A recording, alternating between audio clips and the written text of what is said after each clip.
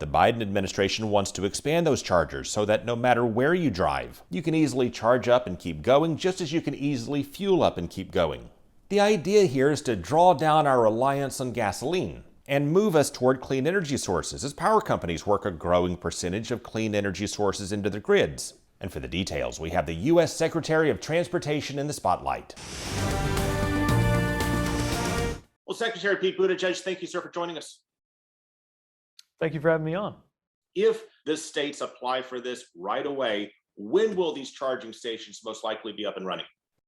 So I expect that we'll see some of these chargers going in this year. This is part of a big challenge, which is to get 500,000 charging stations in a national network by the end of this decade, and we don't have a moment to lose. Now, the idea is not to have charging stations that are owned and operated by the federal government. This is us partnering with the states and the states partnering with the private sector, filling in some of those gaps and making sure that we have a strong backbone across our highway system so that wherever you start and wherever you're headed, if you're driving a long distance, you might think twice unless you know that there's chargers between you and where you're going.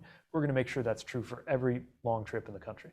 What kind of chargers would they be? The level 2 chargers predominantly that are already in good supply across much of our state, or the harder to find level 3 chargers which charge much faster?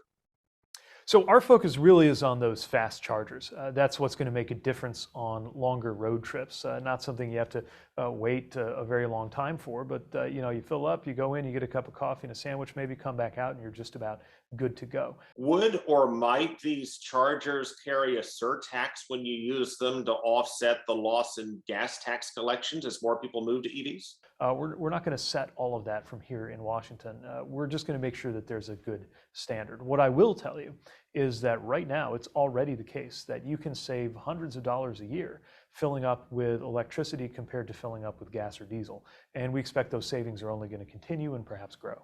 In Florida, our Governor Ron DeSantis is not a big fan of the infrastructure law, dismissed it as a bunch of pork spending. So what would happen if he or the state did not pursue this program? Would it go to some other state, or would it sit in a pot until which point Florida may be ready? Well, my hope is that the governor and the state will come back with a robust plan for how to use these dollars to make Floridians better off and help Floridians save money on gas and diesel by having these electric charging stations. Now, we do want to make sure that the people of Florida are not punished if the governor is not interested in making use of these taxpayer dollars. So what happens if a state fails to come through with the plan is those dollars revert so that local communities can compete for them directly. I want to make sure we're clear on that point, because we went through the process several years ago with high-speed rail under the Obama administration, where Florida simply lost out. California, other states gained from the states that did not pursue the high-speed rail money. So if the state doesn't pursue, it then goes to local governments still in Florida to pursue. That's right. We learned from that experience in the past where, unfortunately, people in some states lost out because their governors didn't think it was worth cooperating with the federal government to get those dollars to the residents of their state. We don't want people in any state to be punished over their governor or their state not being very interested.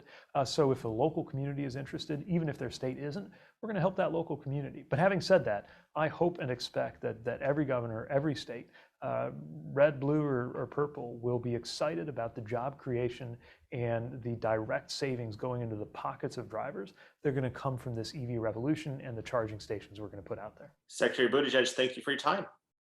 Thank you. Nice to be with you. Take care.